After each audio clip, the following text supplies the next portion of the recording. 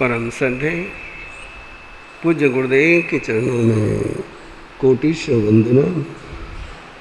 विराजमान श्री श्री तीर्थेशु शिवरा साहब विदुषी महासती जी, उपस्थित भव्य आत्माओं, सत्वेषु मैत्री गुणिषु प्रमोदम् क्लिष्टेषु जीवेषु कृपा परत्वम् मध्यस्थभावं विपरीतवृत्तौ सदा ममात्मा विदधातु देव, सदा ममात्मा विदधातु देव। मनुष्य के जीवन में 4 प्रकार के व्यक्तियों का संपर्क होता है, 4 प्रकार की परिस्थितियां आती हैं, 4 प्रकार का संयोग आता है। कुछ ऐसे व्यक्ति मिलते हैं कि जिनके साथ दोस्ती करनी चाहिए, कुछ ऐसे लोग मिलते हैं कि जिनकी भक्ति करनी चाहिए, और कुछ ऐसे लोग मिलते हैं कि जिनके लिए भगवान बनना चाहिए, और कुछ ऐसे भी लोग मिलते हैं कि जिनसे ना दोस्ती करनी, ना भक्ति करनी, ना उनके लिए भगवान बनना, आपकी भाषा में 7 हाथ दूर रहना। ये 4 चीजें, ये 4 तरीके जिसके समझ में आ जाए, कल्याण हो जाए। आचार्य अमित गति जी सोचते हैं कि 4 बातें मेरे बस की नहीं है। परमात्मा ये 4 वरदान मुझे दो, कोई सज्जन मिले तो मैं मैत्री कर पाऊं। मैत्री किसके साथ? सत्वेषु मैत्री, जिनकी प्रवृत्ति सात्विक है। सात्विक प्रवृत्ति का मीनिंग जिनके जीवन में प्रकाश है, उजाला है, जिनके साथ रह करके मेरे अंदर कोई अंधियारा नहीं आएगा। ऐसे लोग यदि मेरे जिंदगी में आ जाए तो उनसे मेरी क्या हो जाए? दोस्ती हो जाए। बहुत पहली शर्त है। प्रायः हम दोस्ती उनसे करते हैं जिनसे हमारा स्वार्थ सिद्ध होता है, और ये स्वार्थ सिद्धि करने वाली, मतलब की पूर्तता करने वाली दोस्ती जिंदगी को भटका के रखते हैं। कर्ण का नाम आप सभी को पता है। कर्ण जैसा दाता कोई नहीं, कर्ण जैसा वीर कोई नहीं। क्या हो? लेकिन दोस्ती दुर्योधन के साथ हो गई, और दोस्ती दुर्योधन के साथ कैसी हुई? परिचय से नहीं हुई। एक परिस्थिति आई कि द्वंद्व युद्ध चल रहा है, और अर्जुन के सामने कर्ण द्वंद्व युद्ध करने के लिए युद्ध भूमि पर आ रहा है। और उस समय भीम ने एक बात कही कि अर्जुन राजकुमार है, राजा के साथ ही द्वंद्व होगा। जिसके पास राज्य नहीं है उसके साथ अर्जुन का द्वंद्व युद्ध नहीं हो सकता है, और कर्ण के पास राज्य। और ऐसे समय में दुर्योधन आगे आता है। उसको लगा दुश्मन का दुश्मन, इसको दोस्त बना लेना चाहिए। आपकी क्या पॉलिसी है? दुश्मन का दुश्मन कभी मत बनाइए, कभी मत बनिए। यदि कोई अपनी दुश्मनी पूरी करने के लिए तुम्हें दोस्त बना रहा हो तो संभल जाइए। वो उसकी दुश्मनी की बंदूक तुम्हारे कंधे पर रख रहा है, और दुर्योधन ने अपनी बंदूक कर्ण के कंधे पर रखने के लिए कर्ण को बिन मांगे अंग राज्य का अभिषेक कर दे, वाले राजा बना देता हूं। और एक बार राजा बना दिया, कर्ण को लगा ये मेरा दोस्त। और एक बार कर्ण की दोस्ती दुर्योधन के बाद हो गई। कल्पना करो यदि कर्ण दुर्योधन के साथ नहीं होता तो महाभारत का चित्र तुरंत चेंज हो जाता है। मैत्री किसके साथ करनी? जो मेरी स्वार्थ की पूर्ति करे उसके साथ, जो मेरा काम कर दे उसके साथ, जो मेरी आवश्यकता पूरी करे उसके साथ। प्रायः हमारी दोस्ती उन्हीं के साथ होती है। लेकिन आचार्य फरमाते हैं कि दोस्ती उसके साथ करो कि जिसके साथ रहकर के तुम्हें सात्विकता के ओर कदम बढ़ाने का मौका मिले। सज्जन के साथ मैत्री हो। दूसरा सूत्र दिया, गुणीषु प्रमोदम। जिंदगी में कोई अपने से बढ़िया व्यक्ति मिले, मेरे से ज़्यादा किसी को अच्छा व्याख्यान देता आता हो, मेरे से अच्छा किसी को गाता आते हो, मेरे से अच्छा किसी को काम करते आता हो, उसको देख करके मेरे मन में क्या जागरण होना चाहिए?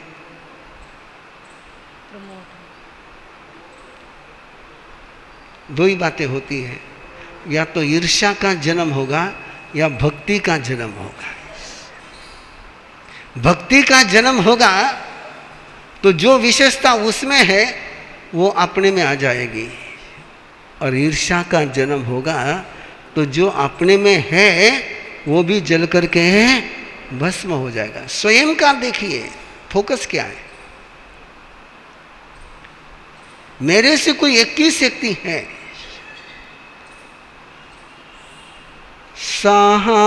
सहायमेच्छे न्यूनत बुद्धि गुणाह्यं वा गुणसमं वा। सहाय किसका लेना चाहिए? जो अपने से निपुण बुद्धि का है, अपने से कुशल है, अपने से मास्टर है, अपने से अधिक जिसके पास क्षमता है। अलग संदर्भ नहीं है, लेकिन समझने के लिए संदर्भ बहुत अच्छा है। मनमोहन सिंह और राहुल गांधी। मनमोहन सिंह ने राहुल गांधी और सोनिया गांधी का सहयोग लिया। मनमोहन सिंह के सामने राहुल गांधी और सोनिया गांधी ये 21 है कि 19 है। और परिणाम क्या हुए मनमोहन सिंह के लिए? परिणाम क्या हुए? जितनी जिंदगी भर कमाई थी उतनी पीएम बनकर के अपने से कम व्यक्ति का, अपने से कम क्वालिटी का सहयोग लोगे। मराठी में कहावत है, शहाण्याचं नौकर व्हावं, मूर्खाचं मालक होऊ नये। सयाने आदमी के नौकर हो जाना, लेकिन मूर्ख का मालिक नहीं होना। लेकिन सयाने का नौकर होना बहुत बड़ी कसौटी है। मेरे से कोई बढ़िया है, मेरे से कोई श्रेष्ठतम है, जैसे कर्ण और दुर्योधन का कोई परिचय नहीं था, वैसे हनुमान और राम का कोई परिचय नहीं था। हनुमान और राम का कोई परिचय, अयोध्या में थे उस समय, राम को हनुमान पता नहीं और हनुमान को राम पता नहीं। हनुमान और राम का मिलाप कब होता है? पता है नहीं पता है? रामायण देखा होगा तुम लोगों ने ना।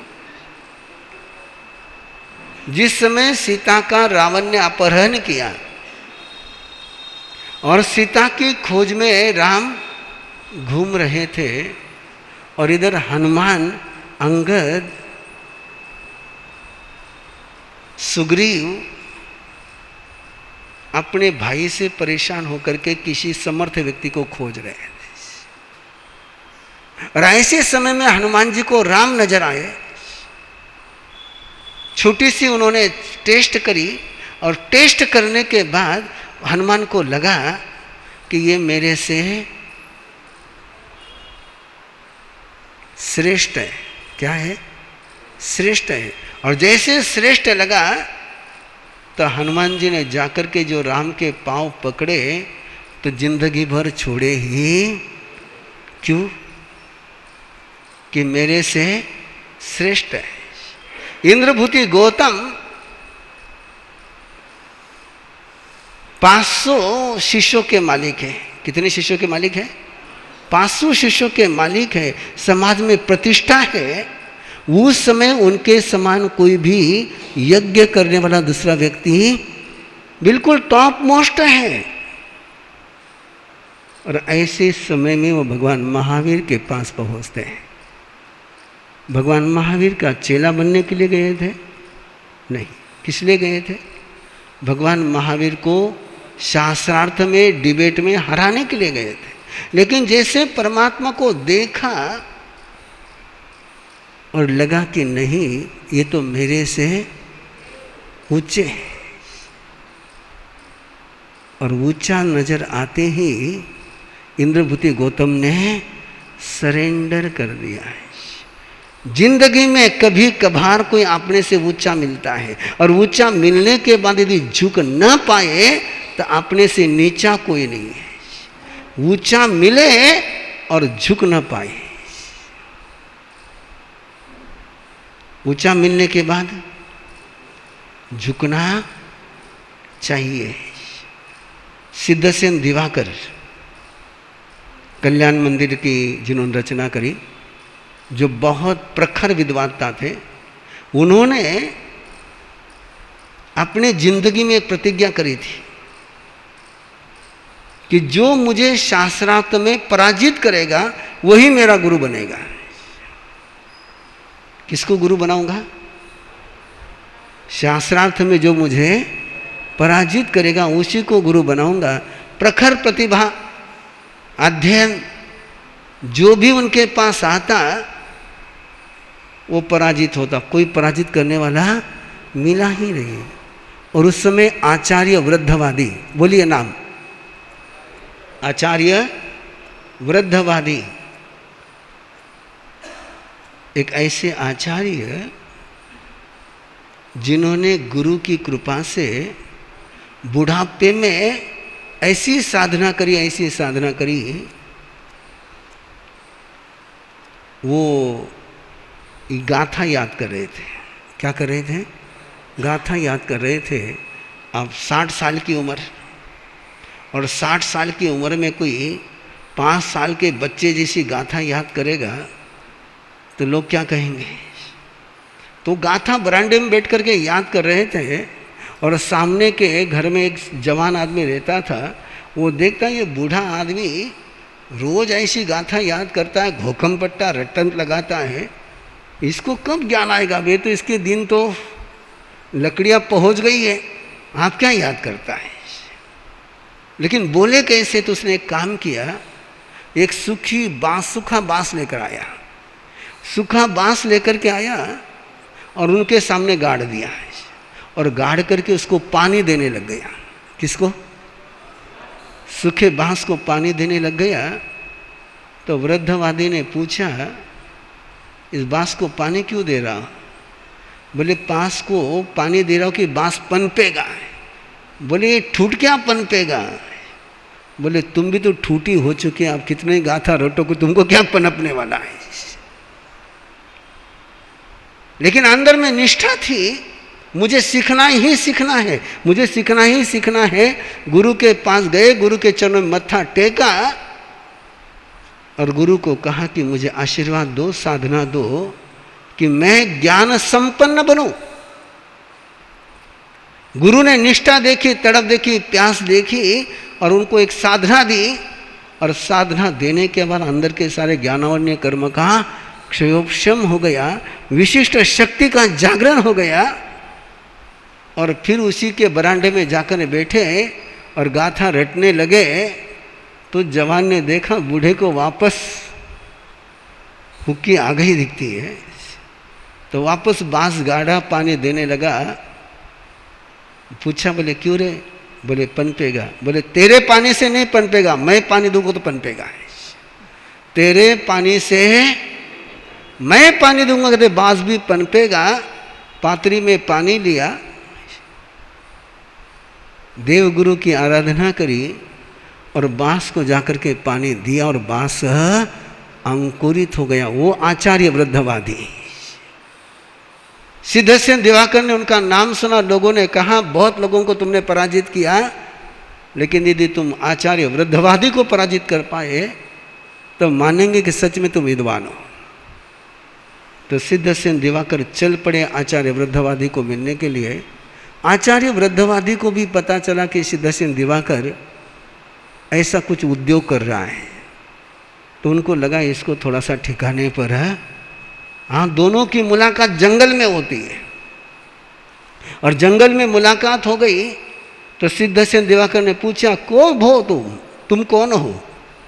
बोले मैं वृद्धवादी हूँ। वृद्धवादी ने पूछा, आप कौन है? बोले सिद्धसेन दिवाकर हूँ। अब जिसको क्या कहते हैं आपके इधर, भूतौड़ा, बावरो। बोले मुझे आपके साथ शास्त्रार्थ करना है। बोले शास्त्रार्थ करना तो चलते हैं, राजधानी में नगरी में चलते हैं, वहाँ विद्वान लोग होंगे, निर्णय करने वाले होंगे, राजा होगा, तू और मैं डिबेट करेंगे। ध्यान में रखना सूत्र, डिबेट करने के पहले किसी को न्यायाधीश बनाना। कल मैंने एक सूत्र दिया था आपको केशी और गौतम का, आज दूसरा सूत्र दे रहा हूँ। शास्त्रार्थ करना हो तो सभापति होना चाहिए। जरा थे दो जना घर में डिबेट करो ना, तो किन्हें न्यायाधीश बनाए रखा करो। कौन जीते कौन हारे निर्णय करने वाला चाहिए ना, कोई ना कोई एम्पायर चाहिए, नहीं चाहिए। आपकी मीटिंग के लिए भी नियम दे रहा हूँ, संघ के मीटिंग में भी एक व्यक्ति होना चाहिए जो पक्ष में नहीं रहे, विपक्ष में रहे, निष्पक्ष रहे, न्यायाधीश बने। आपके संघ के मीटिंग के लिए पहला नियम लागू करो, जब भी सभा की संघ की मीटिंग चलती होगी, एक व्यक्ति रहेगा जो न्याय करेगा। सारी सगड़ी मीटिंग का लाइन मत आ जाएगा। तो वृद्धवादी ने कहा यहाँ कहाँ शास्त्रार्थ करेंगे, यहाँ कौन निर्णय करेगा, कौन सही है, कौन गलत है, कौन जीता, कौन हारा। तुम्हारे सारे डिबेट की यही स्थिति होती है, तुम झगड़ते हो लेकिन कोई निर्णय करने वाला होता नहीं। तो वृद्धवादी ने कहा कि कोई निर्णय करने वाला होना चाहिए, यहाँ कौन निर्णय करने वाला है। तो सिद्धसेन दिवाकर तो बावरा हो गया था चर्चा करने के लिए, चैन नहीं थी, पेशेंस नहीं थे। बोले ये चरवाहे हैं ना, यहाँ पर बकरियां चरा रहे थे, बकरियां चरा रहे थे। बोले यही निर्णायक है, यही न्यायाधीश है। अरे वृद्धवादी ने कहा इनको क्या समझेगा, ये चरवाहे ये शास्त्रार्थों को क्या समझेंगे। बोले नहीं, मुझे ये सभापति के रूप में मंजूर है, तुम्हें मंजूर है तो शास्त्रार्थ करो, तुम्हें मंजूर नहीं तो हार कबूल करो। कमाल की बात हो गई। बोले ठीक है, मुझे मंजूर, करो शास्त्रार्थ शुरू। और सिद्धसेन दिवाकर ने आर्ग्यूमेंट शुरू किया। धारा प्रवाह संस्कृत में बोलते चले गए, बोलते चले गए, बोलते चले गए। वृद्धवादी उसको सुनते गए। वो चरवाहा देखते रहे, बोले क्या बकबक कर रहा है, क्या बड़बड़ कर रहा है।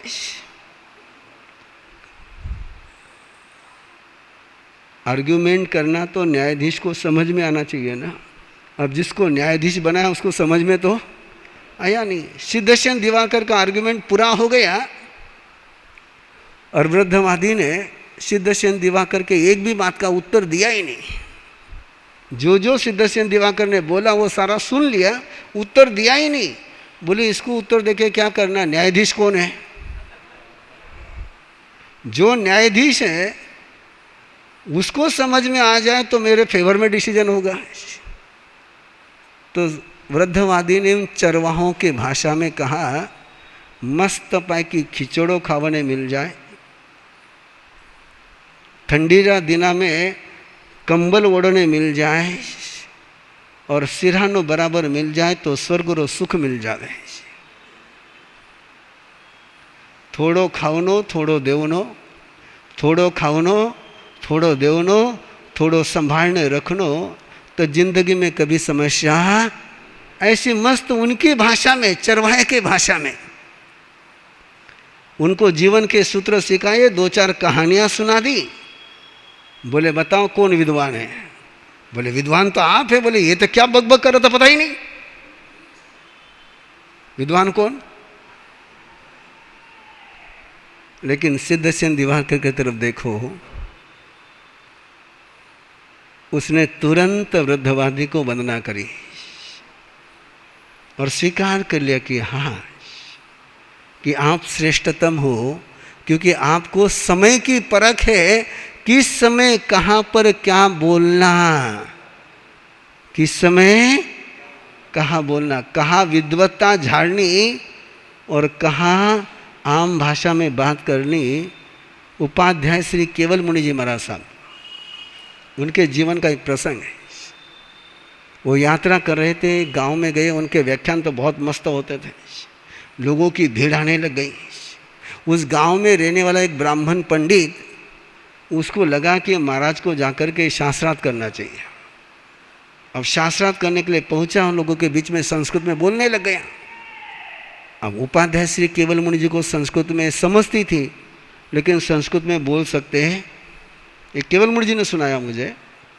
उन्होंने मैंने एक टेक्निक करी। बोले मैंने पंडित जी को कहा, पंडित जी इतने सारे लोग यहाँ खड़े हैं, आप संस्कृत में बोलोगे, मैं संस्कृत में बोलूँगा, इनके क्या समझ में आएगा? आप हिंदी में बात करो, मैं हिंदी में बात करूँ, तो इन लोगों के समझ में आ जाएगा। ये समय पर जो कला सीखती, इसको होती उत्पत्ति बुद्धि। तो गुणीषु प्रमोदम, अपने से श्रेष्ठतम कोई मिल जाए, अपने से श्रेष्ठतम कोई मिल जाए तो समझ लो खोपड़ी को टेकने की जगह मिल गई। किसको टेकने की? बोलो क्या है ये? सबसे ज़्यादा परेशानी किसके कारण से है? पगारा कारण से कि खोपड़ीरा कारण से? मितानी पूछो। जिंदगी में परेशानी हाथ के कारण से, पाँव के कारण से, जुबान के कारण से कि दिमाग के कारण से? मंजूर करो थे, है ना? और ऐसा दिमाग टेकने के लिए कोई जगह मिल जाए तो दिमाग को टिकाना। इंद्रभूति गौतम को यह अक्कल थी, सिद्धसेन दिवाकर को यह समझ थी कि मेरे से कोई श्रेष्ठतम मिला है तो वहाँ दिमाग नहीं चलाना, झुक जाना। गुणीषु प्रमोदम, उसको देख करके क्या होना? खुश हो जाना है। हमारे एक योगीश्वर संत थे हसमुख मुनि जी महाराज साहब, उन्होंने बहुत पहले मुझे एक वाक्य, ऐसे उनका जनरल वाक्य था कि माथा झुकाया तो चलाना नहीं, चलाना है तो झुकाना नहीं। अपन दुई काम करता रहेवा, झुकावता भी रहेवा और चलावता भी रहेवा। नियम क्या है? एक बार मस्तक झुकाया तो चलाना नहीं, और चलाना है तो। जिन शासन में 2 व्यक्तियों की चर्चा चलती है, गंधर, एक कौन है बोलो, और दूसरा निन्नव। दूसरा कौन है? निन्नव। गोशालक कौन है? निन्नव। जमाली कौन है? निन्नव। इंद्रभूति कौन है? गंधर। सुधर्मा स्वामी कौन है? अंतर क्या है दोनों में? इंद्रभूति गौतम ने झुकने के पहले परीक्षा कर ली, झुकने के पहले परीक्षा कर ली, और एक बार झुक गए तो वापस परीक्षा नहीं करी। जमाली उनको कहते हैं, निन्ना उनको कहते हैं जो पहली तो सगाई कर ले वे और बाद में लड़ाई करते रहे। निन्ना किसको कहते हैं? ठाका भाषा में उत्तर दे रही हूँ। निन्नो किसको कहना? पहले सगाई कर ली, फेरा ले लिया, और फेरा लेने के बाद लड़तो रेवे, उन्हें कई कहवे? कई कहवे? निन्नो कहवे। कई कहवे? एक बार परमात्मा के साथ शिष्य बन गया, परमात्मा के साथ उपासना शुरू कर ली, परमात्मा से साधना ले ली, और फिर भी परमात्मा के साथ आर्ग्यूमेंट करता रह जाए, उसको निन्नो कहते हैं। जो पहले शास्त्रार्थ करता वो गंधर है, और जो बाद में शास्त्रार्थ करता वो निन्नो है। जमाली कौन है? गोशालक कौन है? हाँ, मिथ्यात्वी होना अलग बात और निन्नो होना अलग बात। मिथ्यात्वी को पाप कम लगता है, निन्नो को पाप ज़्यादा लगता है। फिर कभी बात करूँगा। तुम्हारा क्लास शुरू होगा ना, ये तुम्हारे क्लास की तैयारी है। किसकी तैयारी है? 10:30 से 11 करना है, नहीं करना है? कोठारी जी, हाँ करना है। किसने? मैंने और तुमने?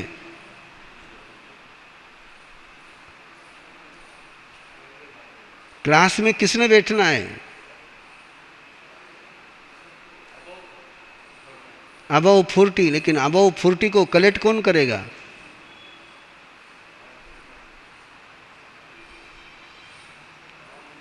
हाँ, महामंत्री जी तो माइक पर बोलने के लिए है। सुनील साहब, महामंत्री जी का काम क्या है?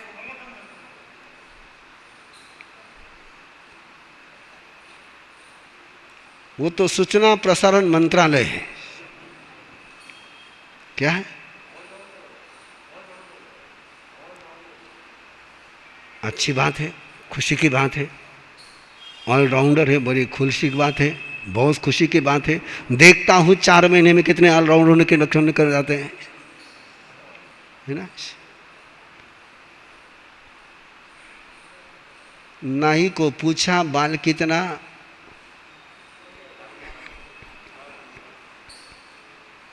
पढ़ने वाला से, है ना। तो क्लास की तैयारी है। गुणीषु प्रमोदम, जिंदगी में क्या करना चाहिए? अपने से अच्छा कोई मिला तो खुशी होनी चाहिए। क्या होनी चाहिए? क्लिष्टेषु जीवेषु कृपा परत्वम, अपने से कोई निकृष्ट मिल जाए, अपने से कोई दुखी मिल जाए, अपने से कोई कमजोर मिल जाए, तो उसके लिए भगवान बनने की तैयारी होनी चाहिए। अपने से बड़ा मिल जाए तो उसका भगत बनना, और अपने से कमजोर मिल जाए तो भगवान बनना है। मेरी तीसरी बात समझ में आई आपके? कमजोर मिल जाए तो भगवान मिलना, और मजबूत मिल जाए तो भगत बनना। और चौथा एक व्यक्ति जिंदगी में आता है जिसके और अपने विचार मेल खाते, अपन के वहाँ पूर्व री, वो के वे पश्चिम रे। तालमेल बैठे को नहीं, जितो बैठा उनको प्रयास करा उतनो बेताल हुए। परमात्मा कहते हैं कि ऐसा प्रसंग आ जाए तो तालमाल बैठाने का प्रयास छोड़ देना, एडजस्टमेंट करने का प्रयास छोड़ देना, उसको उसके रास्ते पर चलने देना, अपन अपने रास्ते पर चलते जाना। ये 4 बातों का बहुत विवेक से उपयोग करना। और चौथी बात बहुत महत्वपूर्ण है, जिनसे अपने विचार मिलते नहीं हैं उनसे झंझट में पड़ना नहीं, पड़ना ही नहीं। मालूम पड़ियो ना अपनी बात इनका गले नहीं उतरे है, बाजू में हट जाओ ना, बाजू में हट जाना है। धीरे धीरे आपके ध्यान में आएगा, मैं धीरे धीरे इस बात का मास्टर होते जा रहा हूँ। जिसके साथ अपनी तार नहीं जुड़ती है, बहु तू थारा रास्ता मते चाल, मैं मारा रास्ता मते चालू। मैं नाराज नहीं होता हूँ, मैं गुस्सा भी नहीं करता हूँ, मैं केवल डिस्कनेक्ट हो जाता हूँ। कि साथे लेने चला तो मामलो जमे को नहीं, विरोध करने से कहीं हाथ में आवे को नहीं, दोस्ती कराला तो महंगी जाइला। उसके बजाय क्या करना, तू थारा रास्ता माते है, मैं मारा रास्ता माते। ये 4 काम अपने को करते आने चाहिए। सज्जनों से दोस्ती, अपने से श्रेष्ठ मिल जाए तो उसको भगवान समझना, अपने से कमजोर बन जाए तो उसके लिए भगवान बनना। और इन तीनों में कोई नहीं बैठे तो जय जिनेंद्र करना। क्या करना, जय जिनेंद्र करना। उसमें माथा ने तान नहीं लेवनो ज्यादा, जीरो जिसो क्षयोपश में उसो बात समझी ला। उठे माथा पच्ची करने कहीं अपना माथा पच्ची करने से सामने वाला सुधरे रही सी संभावना, अपनो माथो जरूर खराब हो जाएगा। तो अपना माथा खराब करना कि बाजू में हटना। मैं आपको पूछ रहा हूं, माथो खराब करनो कि रस्तो अलग करनो? ध्यान में रखजो, मैं रस्तो अलग करन में मास्टर हूं। किरा मास्टर हूं? हाँ, मैं अब माथा पच्ची में नहीं करता। एक आज से 15-20 साल पहले का मेरा नेचर था, मैं भरपूर माथा पच्ची करता था। लेकिन अब वो माथा पच्ची करनी छोड़ दी। मालूम पड़ियो ना किरण अपनो तार जुड़े को नहीं। उरी जीवन की शैली, उरी बोलन को तरीको, उरो काम करन को तरीको अपना ने दाय नहीं आवे, अपनो तरीको उन्हें दाय नहीं आवे, तो माथा पच्ची करनी के ने भाई, तू थारा दुनिया में जग, मैं मारा दुनिया में जगूं। थने मारी बात समझ में नहीं आवे, मने थारी बात समझ में नहीं आवे। क्या करना चाहिए?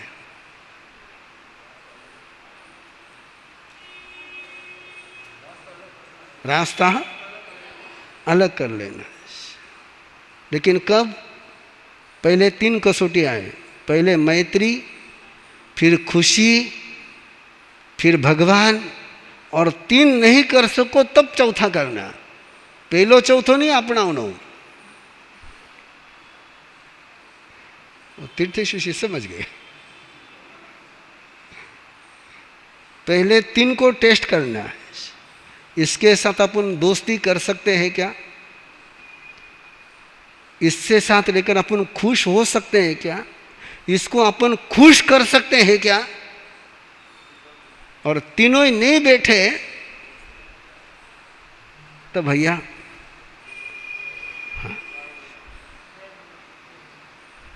तू थारा रास्ता माते है, मैं मारा रास्ता माते।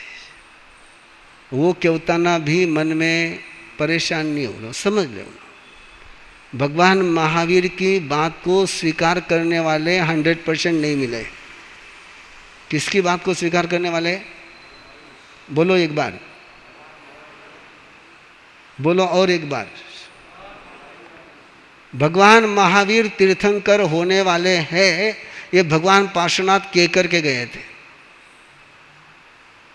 भगवान महावीर 24वें तीर्थंकर होंगे, चरम तीर्थंकर होंगे, ये घोषणा भगवान पार्श्वनाथ करके गए थे। उसके बावजूद भी भगवान महावीर ने धर्म संघ की स्थापना करने के बाद कई भगवान पार्श्वनाथ के साधु साधियों ने भगवान महावीर का नेतृत्व स्वीकार नहीं किया।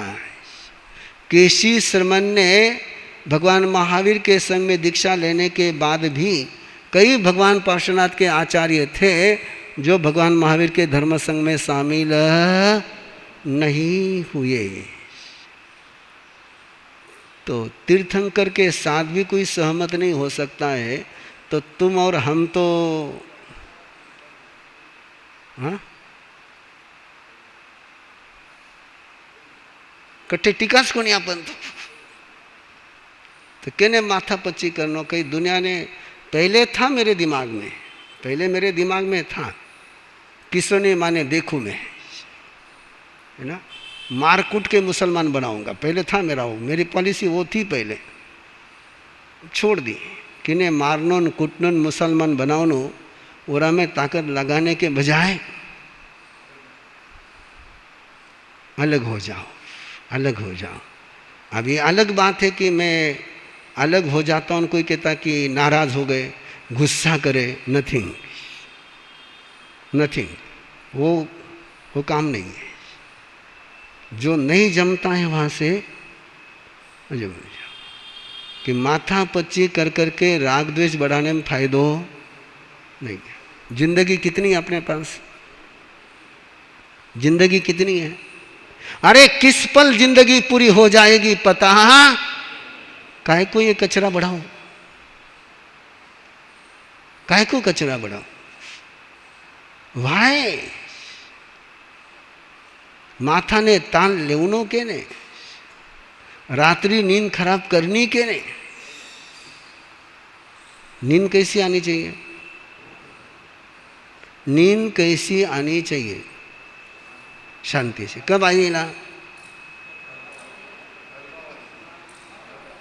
माथा माथे तान लेवनोच नहीं। हाँ, टेंशन हाँ, कोई जरूरत नहीं। तुमने और मैंने कोई ठेका नहीं ले रखा है कि दुनिया को सुधार के रहेंगे।